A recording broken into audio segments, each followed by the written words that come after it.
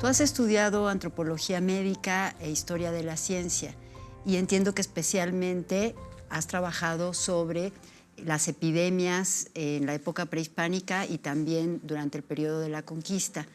¿Nos puedes platicar cómo es que llegó la viruela a México? La viruela llega a México oficialmente en 1520, ¿no? Estamos justo en la mitad de todos los 3 años en los que Hernán Cortés y sus hordas ibéricas, que realmente era un grupo muy reducido, están tratando de conquistar el gran imperio mexica, representado en la ciudad de Tenochtitlan.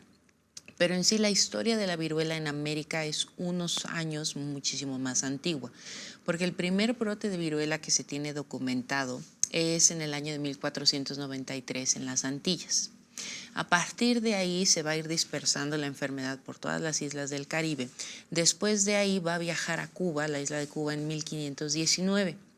Es justo el mismo año en el que Hernán Cortés zarpa con sus barcos de Cuba hacia la península de Yucatán y llega a la América continental, ¿no? Sin embargo, Hernán Cortés y sus tropas no son los que traen la viruela.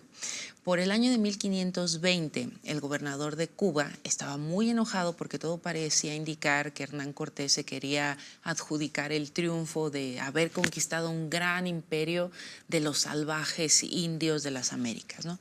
Entonces manda a uno de sus más cercanos militares, que es Pánfilo de Narváez. Y Pánfilo de Narváez sale de Cuba para llegar a la isla de Cozumel en marzo de 1520. Se ha dicho que entre el ejército de Pánfilo de Narváez venía un negro, un africano. Hasta la historia ha registrado su nombre, ¿no? Se le puede ubicar como Francisco Eguía o Francisco de Eguía. Y a este personaje es el que consideramos como el paciente cero, es decir, el que venía infectado de viruelas. Ya en el transcurso del viaje empieza a tener ciertos síntomas y es él el que se va a encargar de contaminar o de contagiar primero a los indígenas de la península de Yucatán, que vendrían siendo los mayas, para después, conforme van avanzando las hordas de Pánfilo de Narváez, ir distribuyendo la enfermedad por Cozumel, bueno, por Campeche, hasta llegar a Veracruz. En Veracruz, en marzo, igualmente, Pánfilo de Narváez se encuentra con Hernán Cortés. Pero va a salir algo maravilloso porque Cortés muy estratégicamente lo va a enfrentar y va a vencer a Pánfilo de Narváez. Es en este momento cuando desde Veracruz entran a Tenochtitlan a principios de junio de 1520. El 30 de junio de 1520, cuando Cuitláhuac logra repeler y sacar a todos los españoles, o a todos, más bien en lugar de españoles preferimos hablar de ibéricos, porque España todavía como nación no estaba conformada. Todos los ibéricos que estaban en el Palacio de Moctezuma, y Hernán Cortés, se dice la leyenda, que llora debajo de un gran árbol la peor derrota que había tenido en su vida. Ahí estamos hablando del 30 de junio de 1520. Meses después, cuando Cuitláhuac ya está como tlatoani, es decir, como emperador de Tenochtitlan y del imperio mexica, se van a empezar a enfermar las personas. ¿Y de qué se enferman? De granos de la piel. Les empiezan a salir muchísimas ronchas que además elevan, que son dolorosas, que empiezan con un color rosa claro, pero conforme van pasando las horas del día, ni siquiera días, las horas del día se vuelven negras y, bueno, moradas y negras. No saben qué es lo que está pasando. Les van a llegar a ellos noticias allá en Tlaxcala de que la gente se está llenando de ronchas. Y es entonces cuando empezamos a encontrar en todos los documentos históricos que los cronistas se refieren a que entonces Dios nos mandó un gran aliado, las viruelas. ¿Qué es mientras lo que está pasando en Tenochtitlan? La gente se está llenando de granos, la gente está teniendo fiebre, la gente se está muriendo desangrada además, ¿no? ¿Por qué? Porque estas ronchas de la piel explotan y empiezan a sangrar. Se llenan completamente de estas ronchas y mueren en menos de 3 días. Los españoles, por todas las noticias que les llegaban, diagnostican pero rápidamente a la enfermedad. Sin duda es viruela, sin duda. El fenómeno o en sí la epidemia de viruela va a culminar, o históricamente decimos que termina, con la muerte de este gran tlatoani guerrero de Cuitláhuac, el 3 de diciembre. Pero eso solamente en Tenochtitlan.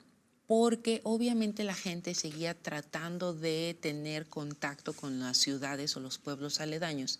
Y de Tenochtitlan, entonces vamos a ver que la enfermedad se empieza a correr para Chalco, para Texcoco, incluso Tlaxcala se ve afectada por la enfermedad. Entonces los españoles nos dejaron registros muy buenos de que mientras ellos estaban ahí tratando de rehacer el ejército, de buscar una estrategia para regresar a Tenochtitlan y conquistarla, los indígenas tlaxcaltecas se están enfermando y muriendo de esta enfermedad.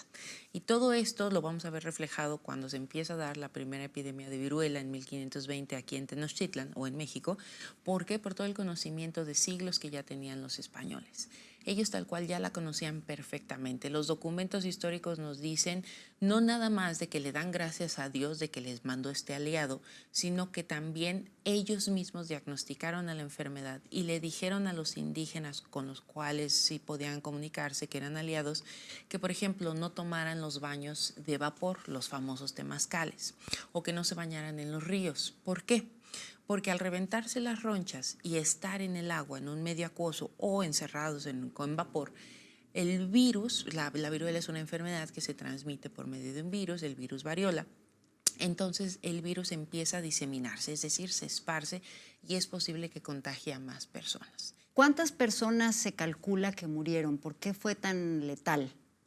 Ha sido un verdadero problema contabilizar realmente cuántas personas se vieron afectadas, es decir, tal cual la mortandad que hubo, porque no se tiene un censo real de cuál era la población de Tenochtitlan en aquel entonces, ¿no? Hablando específicamente desde el 1500 hasta 1519, que es cuando llegan los españoles.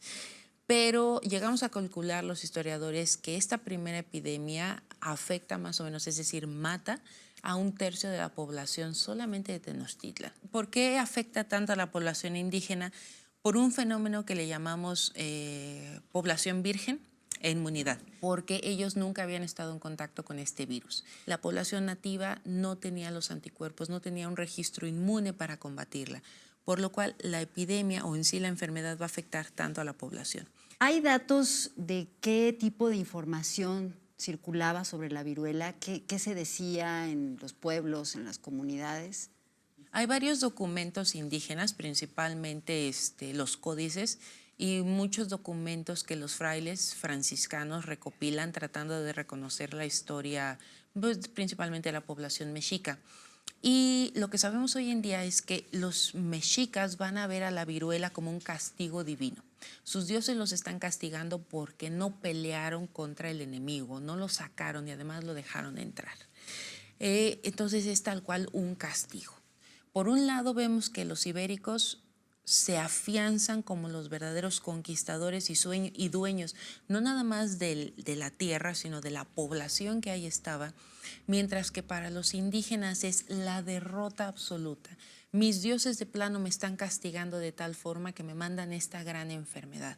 ¿Nos puedes explicar qué es lo que han considerado los historiadores de cuál fue el papel que jugó la viruela en el proceso de la conquista de México-Tenochtitlán? Los españoles, representados en Hernán Cortés y sus hordas militares, eran un grupo muy reducido. Sí, tuvieron aliados, los tlaxcaltecas y muchísimos otros pueblos que estaban dominados por los mexicas. Pero aún así, no podían confrontar completamente a la población que vivía en México-Tenochtitlan. Si no hubiera llegado la viruela, no hubiera sido ese gran aliado que desmotiva a la población, que desestabiliza el poder político mexica y que entonces permite a Hernán Cortés y a todo su ejército adentrarse a la sociedad y poderla conquistar. ¿Por qué? Porque tenemos una sociedad que incluso las mujeres estaban preparadas para pelear. Era honor o muerte.